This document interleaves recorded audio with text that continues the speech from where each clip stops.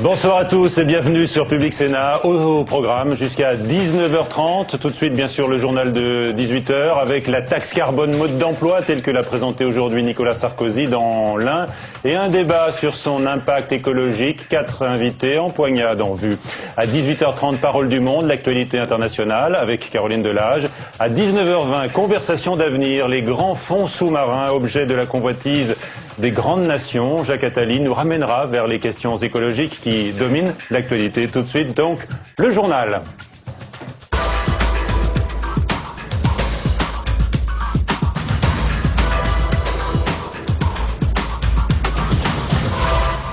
Toute l'actualité politique de ce jeudi 10 septembre. D'abord, les titres.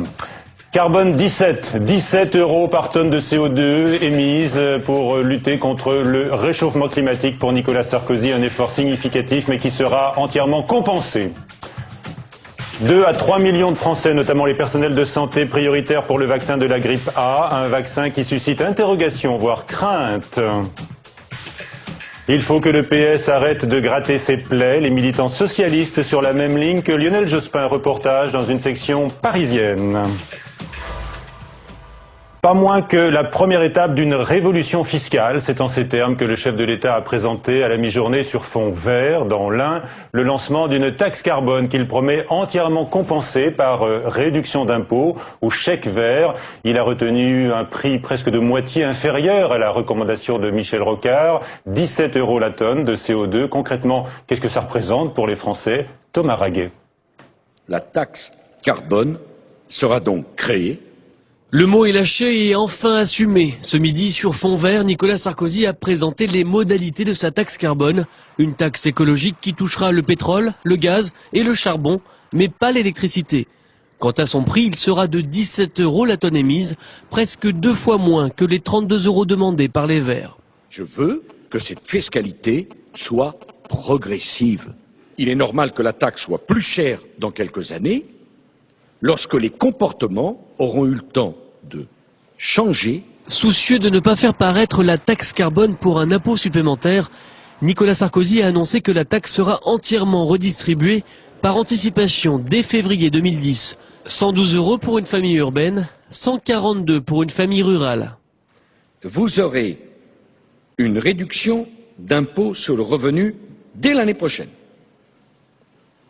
Et pour les ménages français qui ne payent pas l'impôt sur le revenu, vous aurez le versement d'un chèque vert équivalent.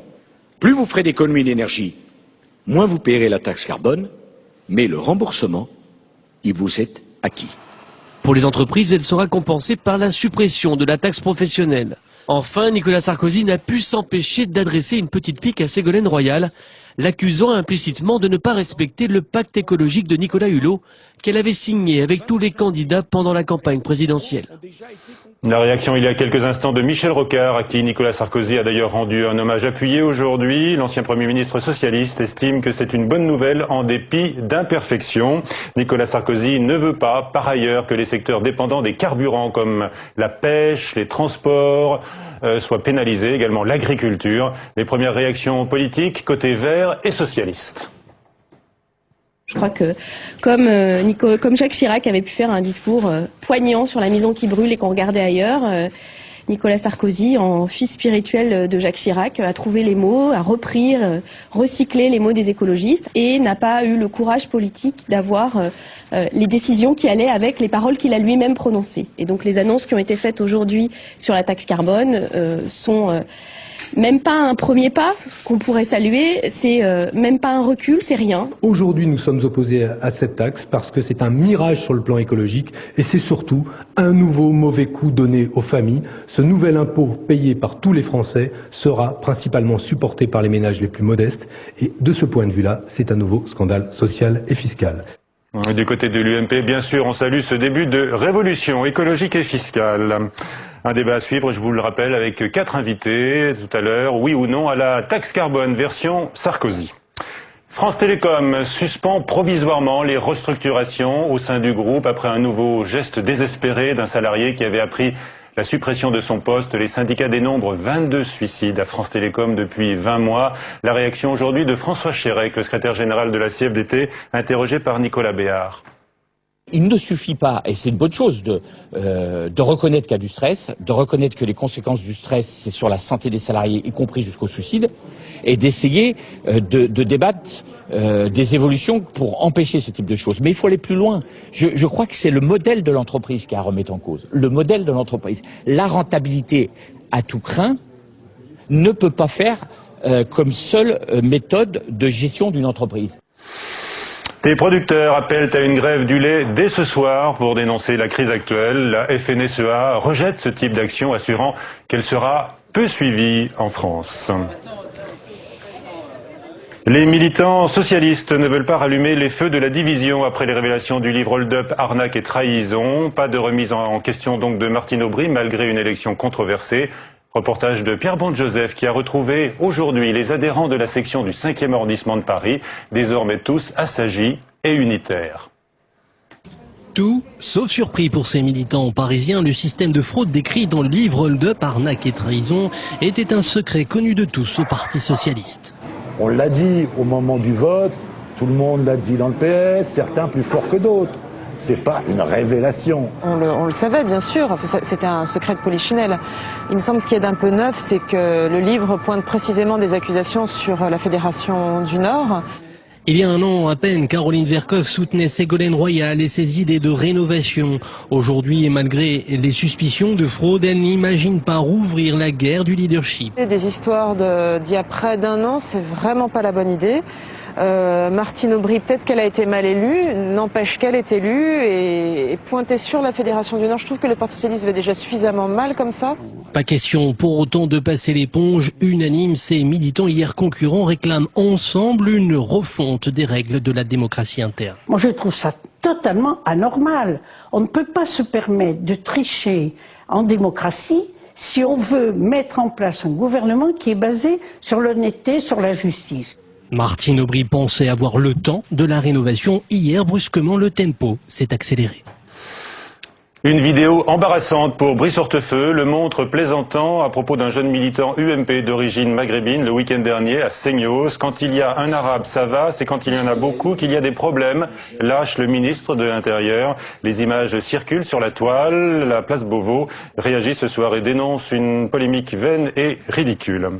Silvio Berlusconi, toujours empêtré dans les révélations sur ses frasques sexuelles, s'est qualifié lui-même de meilleur président du Conseil de toute l'histoire italienne, propos tenus lors d'une conférence de presse commune avec son homologue espagnol, José Luis Zapatero. La suite du 18h, tout de suite avec cette question, oui ou non à la taxe carbone, version Sarkozy.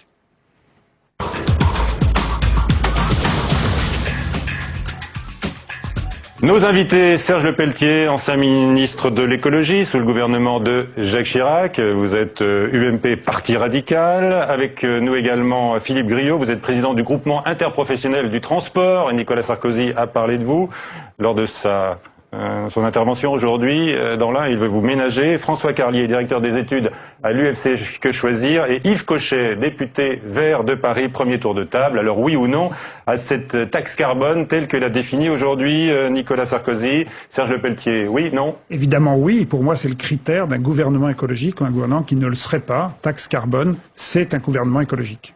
Philippe Griot. Oui aussi, mais selon certaines réserves dont on pourra parler tout à l'heure. François Carlier. La bonne nouvelle, c'est qu'il y a une restitution globale aux ménages, donc il y a l'amortisseur social en termes de pouvoir d'achat qui était requis. Voilà. Après, nous restons sceptiques sur la capacité d'une taxe carbone, quel que soit son prix, à influer sur le comportement. Yves Cochet.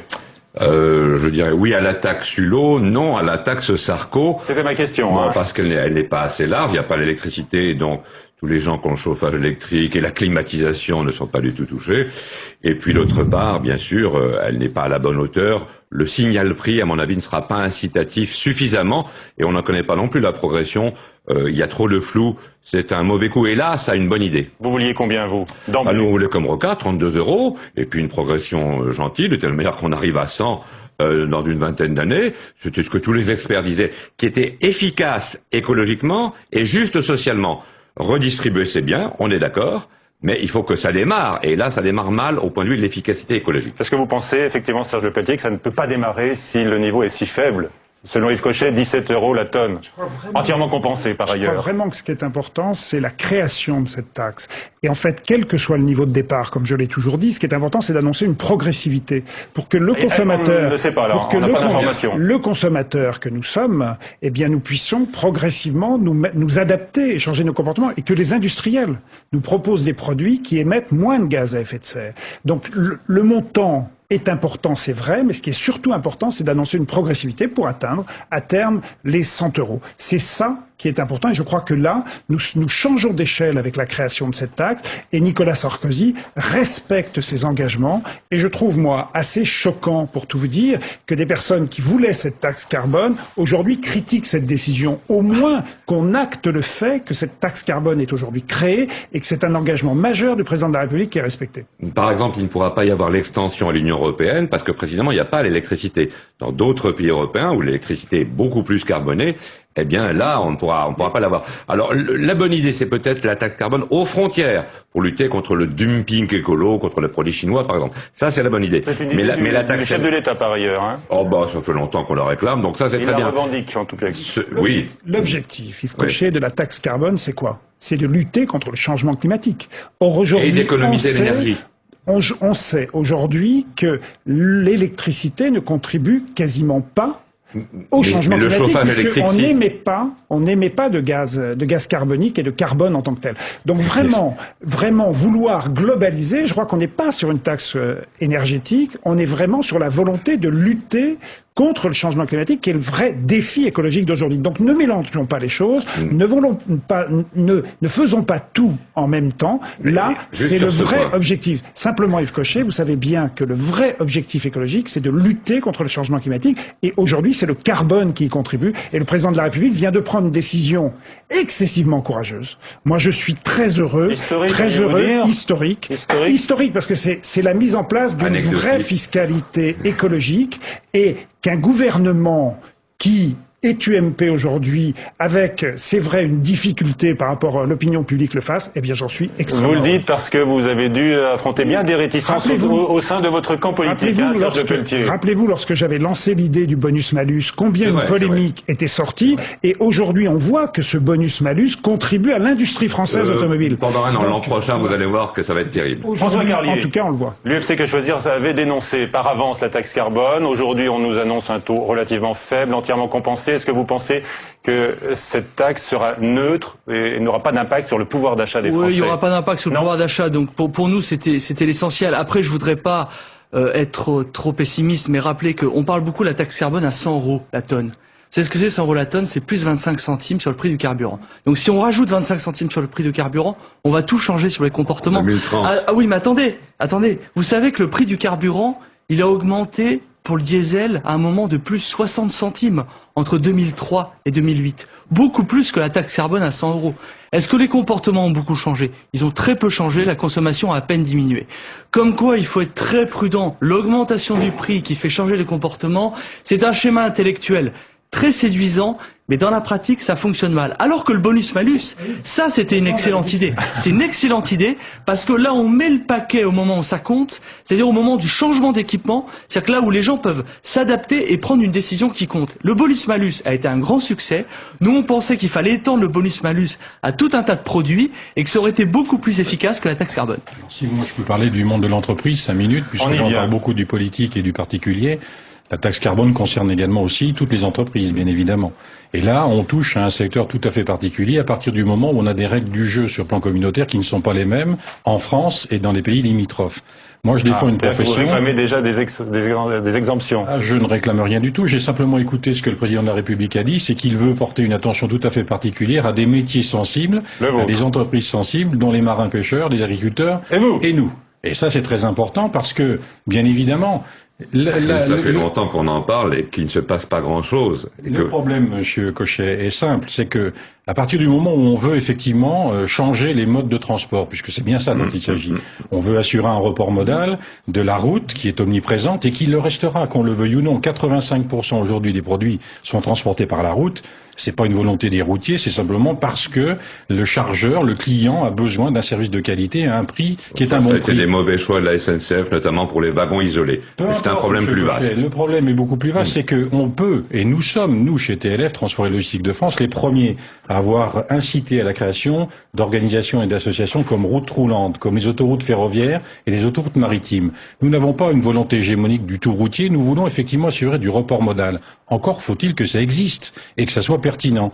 Et aujourd'hui, j'ai lancé effectivement un appel au président de la SNCF lors d'un dîner il n'y a pas très longtemps, en disant mettons-nous autour de la table, faisons en sorte que de l'incantatoire on passe au réaliste, et arrêtons, s'il vous plaît, en France, de considérer que la France est une île isolée par rapport à l'ensemble des pays autour, et qu'on doit effectivement s'occuper de la restauration, de la compétitivité du pavillon et des entreprises françaises. Le principe de la répercussion de cette taxe carbone qui semble être de mise à l'heure actuelle, puisque le ministre Bussereau l'a annoncé, fait que les transporteurs routiers qui paieront 4 centimes 5 de plus au litre de gasoil auront la faculté de répercuter sur les chargeurs, qui, à votre avis, feront quoi? Répercuteront sur le consommateur. Et donc, à partir de là, on se retrouve dans un système qui est un système totalement pervers. De toute façon, je pense que les 4 centimes, que ce soit gasoil ou essence, disons, eh bien, c'est à peine la fluctuation de 1 ou 2 mois du marché. Donc, encore une fois, je crois que pour une fois, on est d'accord avec M. de Quechosier, encore que la semaine dernière, il disait un peu pas la même chose. Il était plus radical, hein, oui, il était contre. Mais on les a invités à nos journées parlementaires, ils vont venir. On a toujours dit qu'avec une restitution globale, on serait pour. Depuis la mi-juin. Mais ça, bien sûr, restitution globale. Ceci étant dit, 4 centimes, ça ne va pas être suffisant pour inciter, disons, nos concitoyens à économiser. Ça changera peu de choses.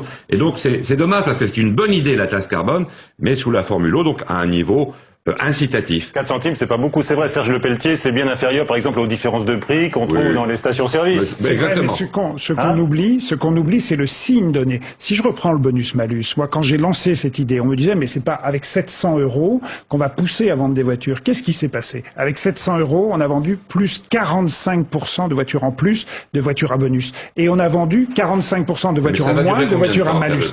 Donc cet effet, c'est ce qu'on appelle, en fait, c'est ce qu'on appelle l'effet levier. Si je regarde des transporteurs, vous savez très bien en matière de transport que les coûts sont extrêmement, vraiment, les marges sont très très réduites. Et le moindre centime qui est pris là, il faut le retrouver, comme vous l'avez dit. Et à partir de là, eh bien, les transporteurs vont inciter les industriels à trouver des moteurs propres, des moteurs qui consomme moins, et donc le signe est donné. Parce qu'à partir du moment où vous annoncez la progressivité, pour arriver peut-être à 25 centimes, peut-être à plus, quand on annonce 100 €, pour moi c'est 100 € d'aujourd'hui. Donc, la question est vraiment très importante. Une question quand même. Vous dites que c'est un signal donné, bien sûr, à tous les Français, peut-être également en dehors de nos frontières, mais la France n'est-elle pas déjà le pays le plus taxé écologiquement? Vous connaissez le montant des taxes sur l'essence aujourd'hui, 150%, on a le record mondial déjà, non? C'est légèrement supérieur à la moyenne européenne.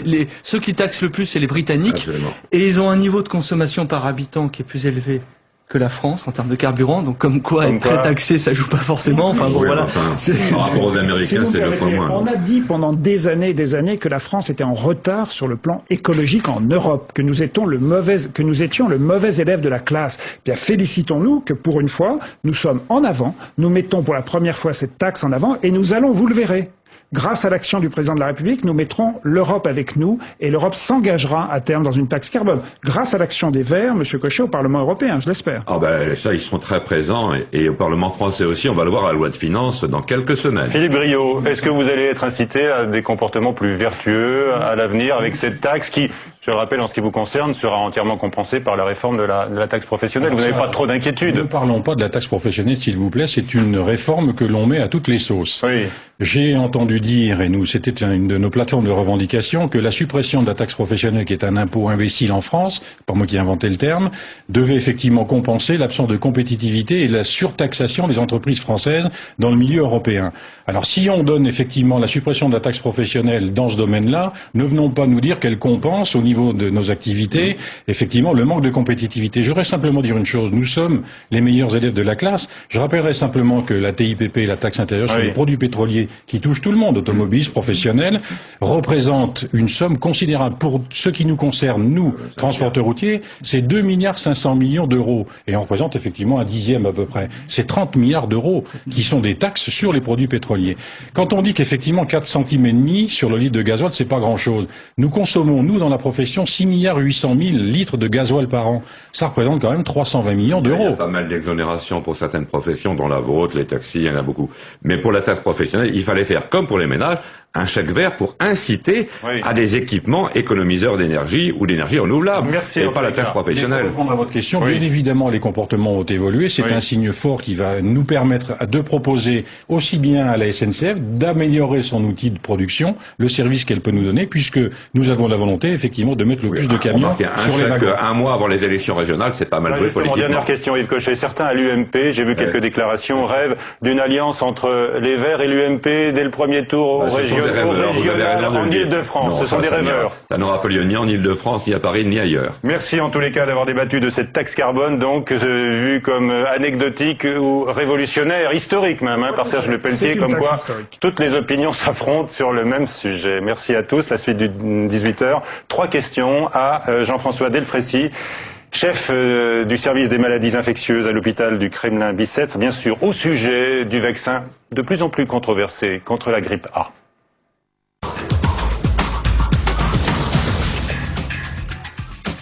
Roselyne Bachelot estime que l'on pourrait atteindre un premier pic pandémique à la fin de ce mois. Les premières doses de vaccins commencent à arriver, mais pourraient-elles arriver trop tard? L'enquête de Bérangère Dinglas. Les personnels de santé, les femmes enceintes, les proches de nourrissons ou les personnes souffrant de certaines pathologies, dès son arrivée, ce sont ces Français-là qui bénéficieront au premier du vaccin. Pour ce médecin généraliste parisien, même dans 3 ou 4 semaines, il sera encore temps pour eux de se faire vacciner. On conseille, comme tous les ans, aux gens fragilisés de se faire vacciner. C'est mieux, c'est plus raisonnable, c'est plus prudent. En tout cas, on augmente les chances de passer à travers. Donc c'est mieux de se faire vacciner, oui bien sûr. Le professeur Hanoun a passé toute sa carrière à étudier la grippe. Il est aujourd'hui l'un des plus grands experts de la maladie et vient de lui consacrer un ouvrage. Il pense que si l'épidémie est trop précoce, le vaccin n'empêchera pas la pandémie cette année. Néanmoins, il restera opportun pour le plus grand nombre de se faire vacciner. Après une épidémie avec un nouveau virus, tous les ans, à l'automne ou l'hiver, ce virus va revenir. Donc ce vaccin, s'il n'est pas utile pour la première vague de la pandémie, il sera utile pour les vagues ultérieures. À partir de la fin du mois, 2 millions de doses de vaccins devraient arriver chaque semaine. Mais il faudra encore attendre le feu vert des autorités européennes pour lancer la vaccination. 3 questions sur ce vaccin donc au professeur Delfraissy. Bonsoir. Bonjour. Première question donc pour vous, pas de doute, ce vaccin sera nécessaire et on aura le temps de vacciner les personnes prioritaires, notamment les personnels de santé puis les femmes enceintes. Oui, ce vaccin est nécessaire. Imaginez le bruit que ça ferait si on n'avait pas lancé de programme vaccin contre le virus H1N1. Tout le monde serait en train de dire mais qu'est-ce qu'ils font?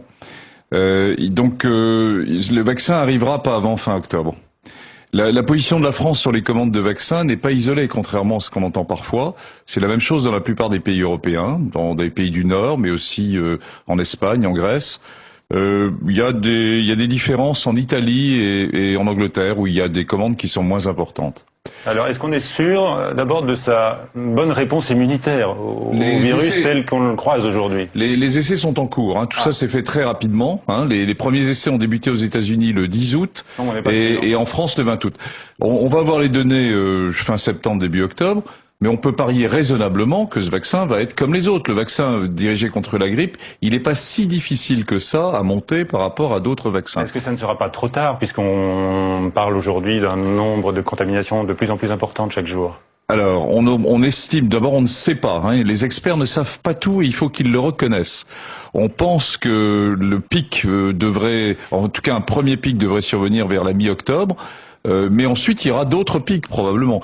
Donc on imagine que ce vaccin sera en partie disponible pour une série de populations qui ont été préconisées par le Haut Comité de Santé Publique, et en particulier pour les personnels de santé, les personnels de services de sécurité, mais aussi pour des personnes à risque, hein, qui sont malades, et le problème bien sûr très particulier mais difficile des femmes enceintes. Alors deuxième question, combien de Français faudrait-il vacciner pour juguler la pandémie? Il y a un schéma mathématique aux États-Unis qui dit qu'il faudrait par exemple vacciner 70% de la population.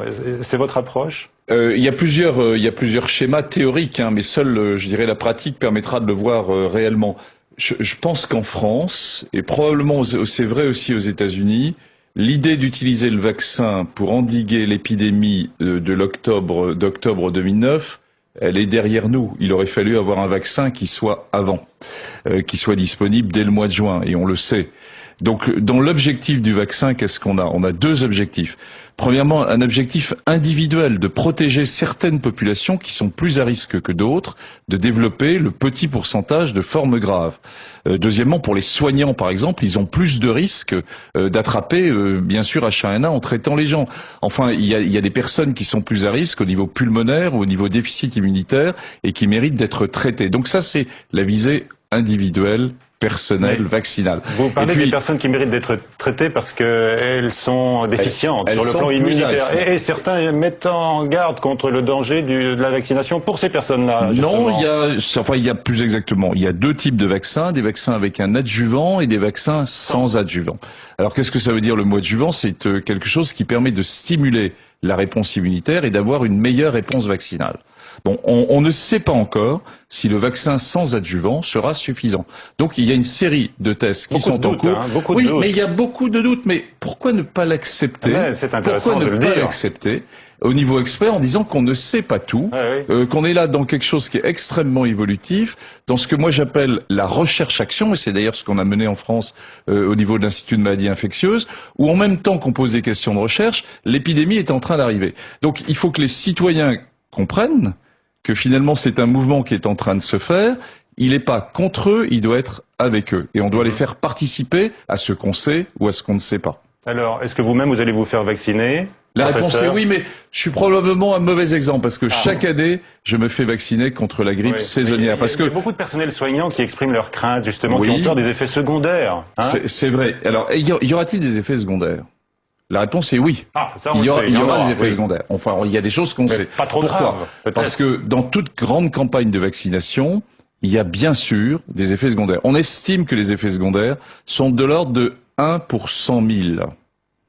Si on estime que la gravité... Dans les cas les plus graves, j'imagine. Dans les cas les plus graves. Je ne parle pas des effets locaux, mais je parle dans la discussion qu'il y a de développement d'une maladie. Troisième question. Qu'est-ce que vous nous conseillez de faire concrètement dans les gestes de tous les jours? Alors, je conseille... Parce qu'on commence maintenant tous à connaître des gens ici ou là qui ont attrapé ce fichu virus. Hein. Qu'est-ce qu'on doit faire? Je conseille 3 choses. Premièrement, arrêter de se serrer la main et de s'embrasser. D'accord. Et d'avoir une attitude et se laver les mains et l'apprentissage de ça. C'est pas facile, donc il vaut mieux s'y mettre dès maintenant. Parce que le deuxième point, c'est s'interroger si on fait partie finalement d'un groupe un peu à risque. Hein. Et pour une femme enceinte, de ne pas les inquiéter. L'immense majorité des grossesses va bien se dérouler. Et puis, il y aura quelques formes qui seront plus compliquées. Donc, encore un conseil. Le savoir. Et puis, un troisième conseil, c'est se faire vacciner dès lundi contre la grippe saisonnière et contre la grippe H1N1 dès que le vaccin sera disponible fin octobre. Très bien, on va appliquer ces conseils d'ores et déjà. Donc on arrête de s'embrasser, de se serrer la main et on se lave la main, les mains plusieurs fois dans la journée. Merci pour toutes ces explications et puis l'aveu de ces doutes, professeur Delfraissy. Merci d'être venu à notre rendez-vous du 18h. La suite, tout de suite, c'est Parole du Monde avec Caroline Delage.